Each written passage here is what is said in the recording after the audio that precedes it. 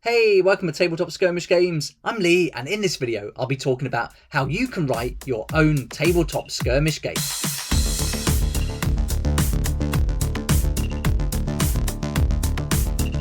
Okay, here we go. So welcome to the video, and in the video I'm going to go through some of the concepts that you'll need to know to write your own tabletop skirmish game book.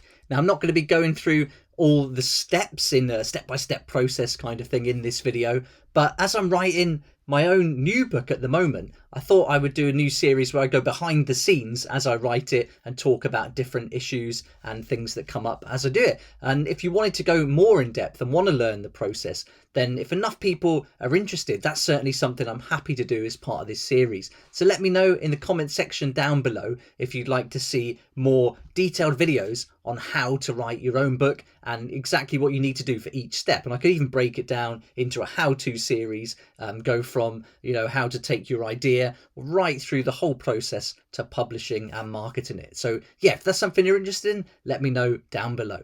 So as well as the game I'm working on at the moment, I have published Weekend Warriors. You may have seen this book already on the channel, mentioned a few times, so hopefully you're aware of that book. And I've written loads of other books as well. I've written and illustrated children's books and published some other non-fiction books too. So I've done quite a bit of writing over the past 8 years, even done ghost writing books on business and marketing for other people and things like that. So bringing that to this hobby has been really fun, and I've got to say I really enjoy the writing process when it's tied up with skirmish games, much better than writing the non-fiction, and so I'm really enjoying it. And I can also now bring, for my new project, the zombie game, I can bring in the illustration side of things, so I'm looking forward to developing the cartoons around that too. So yeah, lots to look forward to for the new book. I'm really excited to be working on it. I can't wait to share it all with you as I go through the process. But that's enough about me. What about if you want to write your own book? And the main piece of advice I can give you is to make it fun. Enjoy the process.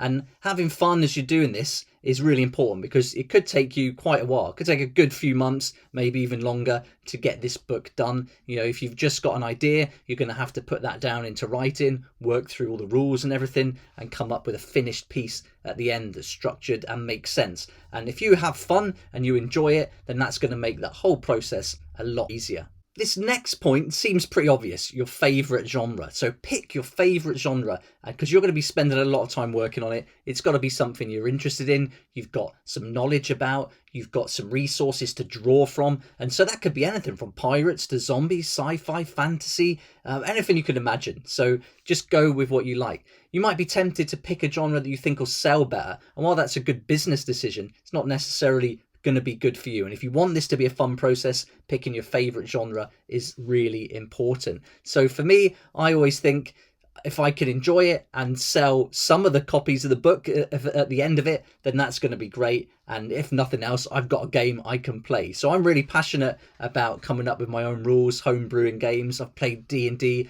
and made my own RPGs rules up in the past, and that's something I really enjoy. I love being the DM and coming up with fun adventures and quests to go on. So for that side of things, I'm kind of doing it already, so I can put it into some kind of package that I can sell and make a bit of money from, even better. But I think if you're passionate about something and you enjoy it, that's really going to come through in the finished product anyway. And then I think you've got a better chance of selling something other than just doing something because you think it will sell and just going for like, say, picking a genre you don't even really play or know that much about. That's going to come through in the finished piece. People are going to notice that. So I think if you're genuinely into something, then definitely stick to that and write about it.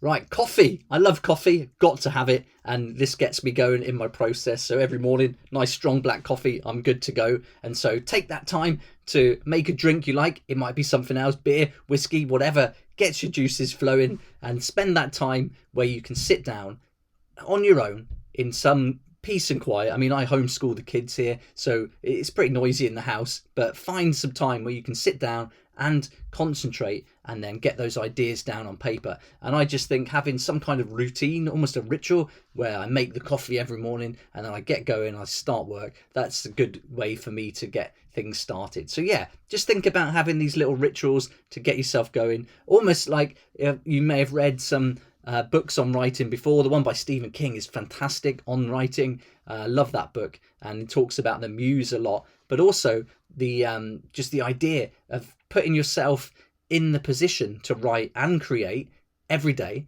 and then that muse and that inspiration is going to come to you. So you've got to get yourself there to start with, though. That's the important thing, and I find having a little ritual gets me there and gets me started.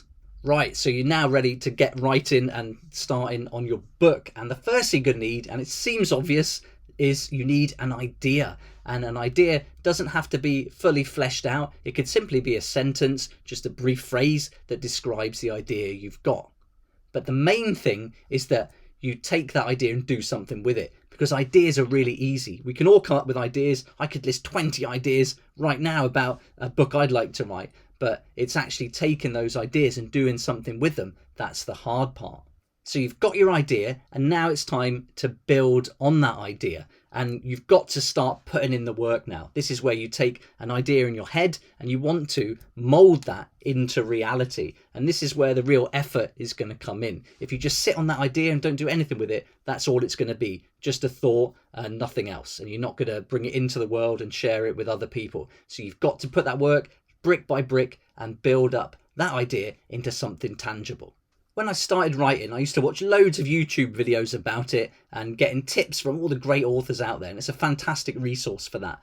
But one of the things that a lot of people would say was that if you wanted to write something, you need to read a lot of books. And so this is really important, and I really recommend reading as many rule sets, rule books, different games like the ones behind me here, and getting an idea about what other people put together. So I bought loads of books. I got loads of free rules that are available online that are genuinely free, and then I had a read through those and just gave me a good idea of what people were up to, different kind of ways to approach it. And so reading is a really important part of this process. Another thing I do whenever I'm working on any kind of project, but especially this kind of thing, is to immerse myself in the genre. And so at the moment, as I'm writing my zombie book, I'm watching the whole series of Walking Dead right from episode 1 all the way through. And I did the same when I painted my Space Wolf army. I watched Vikings every episode of every series. So that's something that I think is a really good thing to do. Immerse yourself in the genre. You're going to pick up little ideas from things. You might see something in a movie or a TV show, and that's going to be, oh, that'd be really cool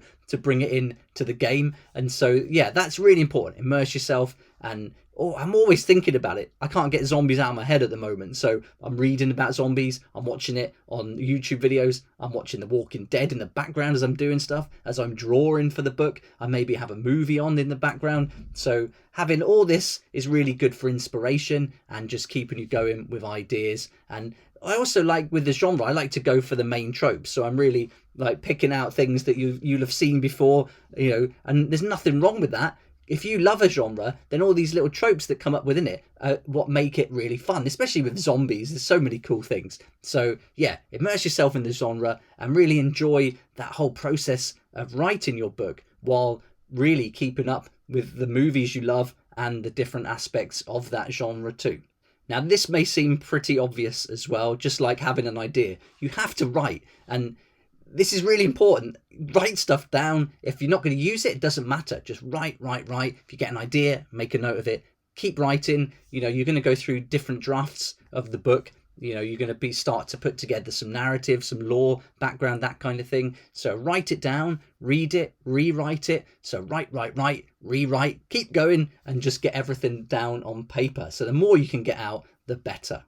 I read a good tip years ago that it's good to write something out and then put it away, maybe just a day or two, or even a bit longer than that, and then come back to it. I think that's a really good thing to do. And so do other things in between as well. If you've got other projects going on, write something down, forget about it for a couple of days, get involved in your other projects, then come back, reread what you've written, and then you're going to come up with some changes. So that's a really good way to just refresh, come back at it with a clear mind, and then approach it a little bit differently. If you just keep going and keep rewriting something and getting frustrated, that's not good. So remember, we've got to have fun with this process, and so write it down and then leave it, come back to it. And I've done a similar thing while I'm painting my Astra Militarum army, so it doesn't just apply to writing. I had this 12-week challenge, and I just felt I was rushing and trying to push what I was doing, and the work was suffering for it. So I just put it on pause. I've just held it for a couple of weeks, didn't do anything, and I'm not going to beat myself up about that. And so there's no problem at all with getting to a point where you need a little break. Take that break, do something else though,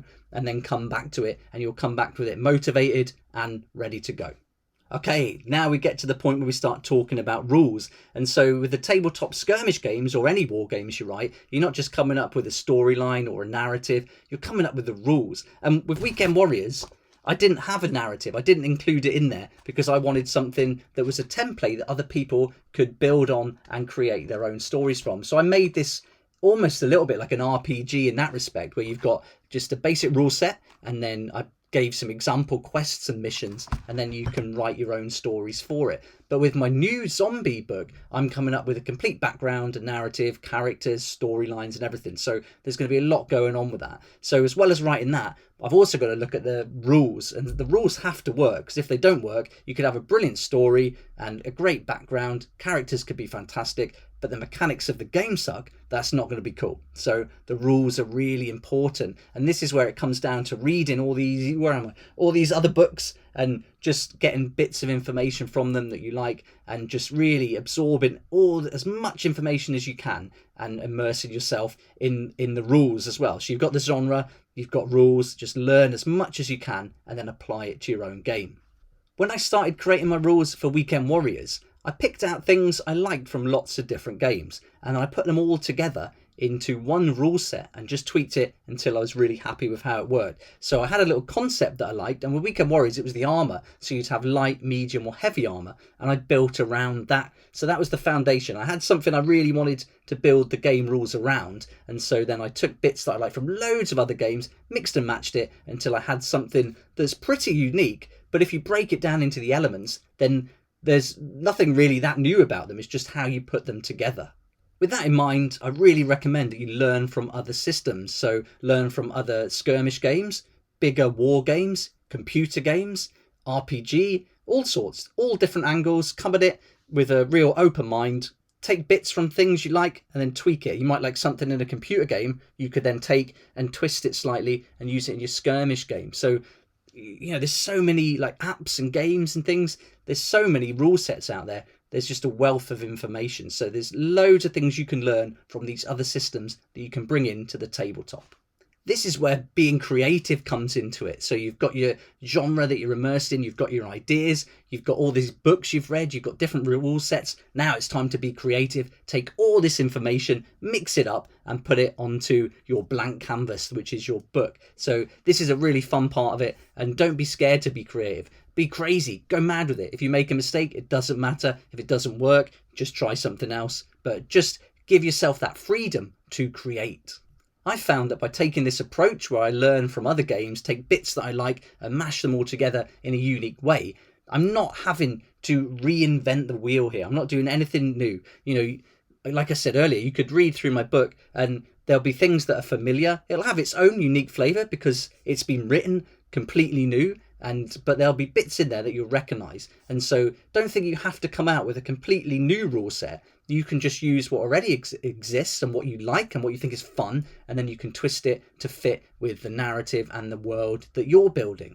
When it comes to writing your book, I really think it's important to be clear and concise. There's nothing worse than having a page of wordy rules that you have to read and read and read till you get it. I hate that. And that happened with Kilty with the new edition. When it first came out, I loved it. I loved the idea. I loved the lore. I went through how to play the rule series. But then I found the more I play, there was more questions that come up. Does this rule make sense? What about this? Is that what it means? I was having to go back to the book, analyse it, and it just took the fun away for me. It was too wordy in a lot of places. You know, you're reading all these different rules for your special operatives, and the rules were very long. I'm just like, it didn't need to be that long and wordy. So I think having clear and concise rules really makes it easier for people learning the game and playing it. And so, yeah, I mean, if you want something complicated, that's up to you. You can do it. But for me, even something complicated can be clear and concise. So it doesn't have to be a word salad. And when you're just presented with pages and pages of words all mounted up, it just gets too much. And so, yeah, I think be clear and concise, break it down, use bullet points. That's really, really good. There's no problem at all with that.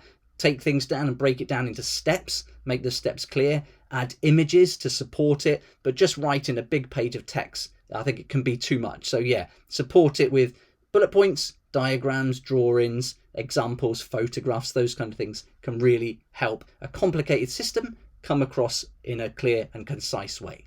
Now we're on to the game mechanics. You've got your rule set. How does it work? How do all these rules overlap? And you've taken all these different things, and once you put them together, some aren't going to work. So it's just looking at how does one change influence other parts of the game. So once you've got that game laid out and you start introducing these rules that you like, you've really got to try it out, and trial and error.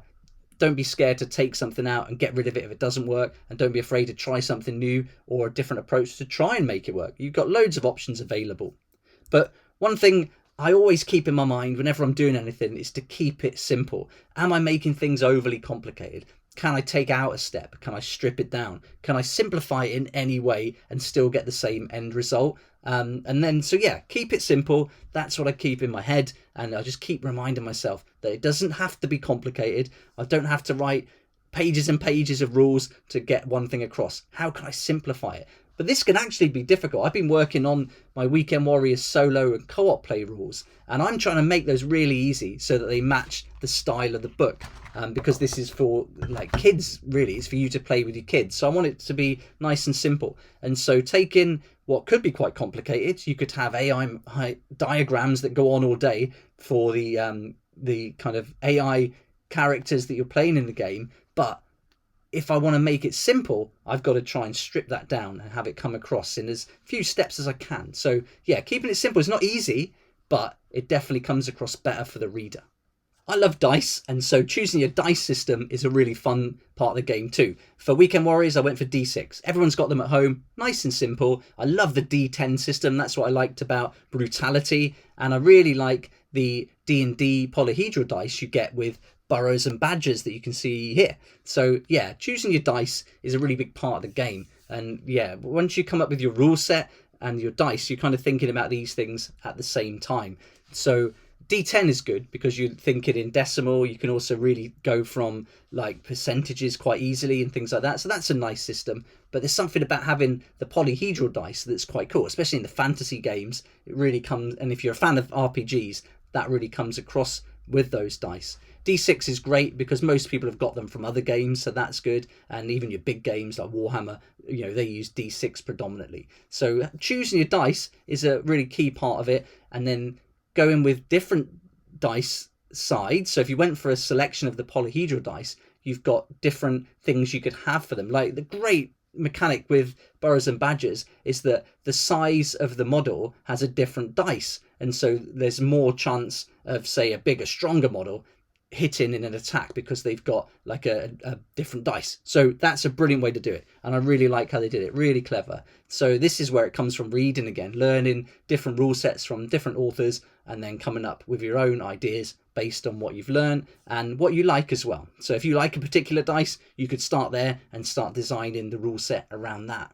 There really is this balance in a tabletop skirmish game book between characters and lore and then the mechanics of the game and getting them to work together. But it's really fun coming up with characters. I'm having a great time with my zombies. You can come up with loads of them. You can build templates so that the reader can make their own characters. That's really fun, and that's a lot of what I've done in this book, Weekend Warriors 2. And so I'll be bringing some elements of that to the zombie game as well. I'll be looking at how you can have your character and then they can choose a profession and a hobby, and those two then build in, one could be a hunter, for example, so they're really good at shooting and there's a good chance they're going to have a weapon. One could be a shopper, they like shopping, and so they're good at searching for things. They can go into a supermarket and find all the important products and things they need to survive. So it's things like that, and developing characters I think is a really fun part of the game. And then when you're drawing them as well, you could give some core characters so that your readers can play those characters straight out the book rather than them developing their own just to get started with. That's a really fun part. And then also using those characters for things like merchandise is fun as well. You can take them and then put them on mugs, t-shirts, things like that. So you've got your characters, and now you need a world for them to live in. And this is where world builder comes into it. And this is a topic which I love. Building your world from scratch is so fun. And I've done this a number of times with RPG games I've written in the past. Haven't published them, but used them ourselves. And certainly in playing D&D style games, your world building as a dungeon master. And I love doing that, right? Drawing maps and things like that is great fun. So building the world for your game, you could get lost in this though. So it could be a trap because you could just go on and on thinking of ideas again, but not actually putting them into practice. You could just be making your world bigger and more complex, but not actually putting it into the book or using it. So I think there's got to be a balance between coming up with a world you want to play in, but then leaving gaps for the reader and the players to fill themselves. You're setting the template, the scenario, and then they're going to tell the story through the gameplay, much like they would in an RPG. So for me, I want to be designing my world, coming up with the scenarios in it and the missions and quests for people to go on. But I don't want to give too much details away. I want that to come through from things like items they can find in the game, characters I've put together, and let them flesh it out. So build that framework, build that world, drawings, maps, things like that will help, but let the players and the readers fill the gaps in for themselves. So you've written your book, you've got the rule set, you've got your story and lore, and you've got your world built. Now it's time to test those rules and make sure they work. And this is where I recommend getting help, getting people in there to join in, play the game, play it with your family, play it on your own. Just play, keep going, get all those little mistakes and little questions that come up ironed out.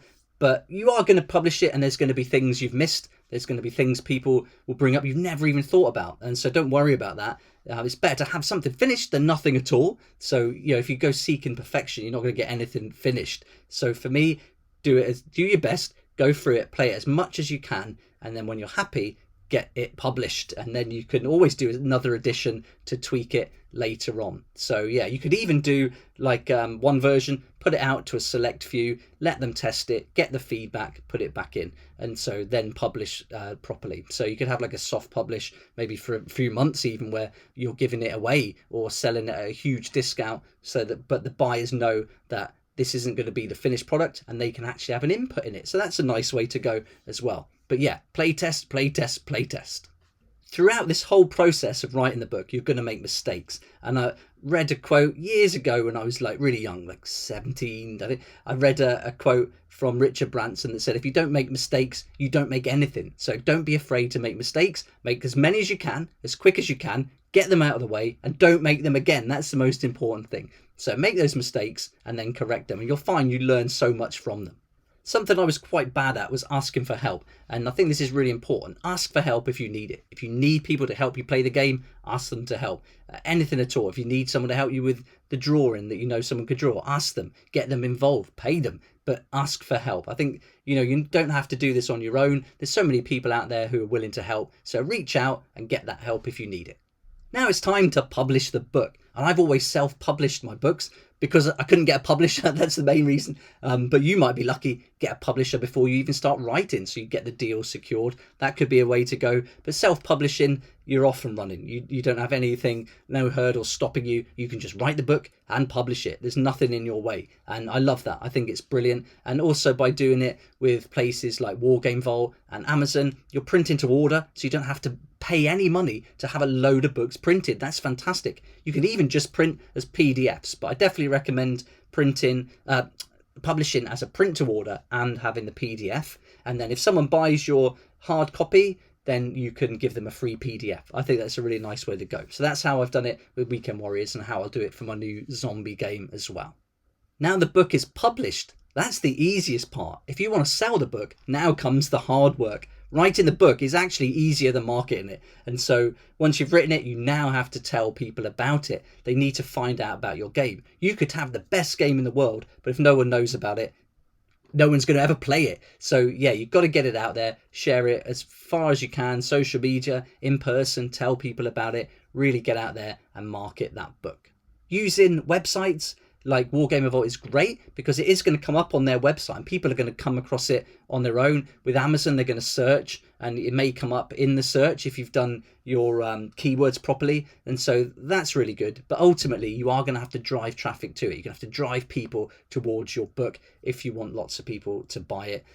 If you're not worried about sales, you don't have to worry about marketing it. You know, you're going to get some on Amazon and Wargame Vault and things like that. But yeah, if you want to make this a living, you really have to look at marketing your book as much as you can.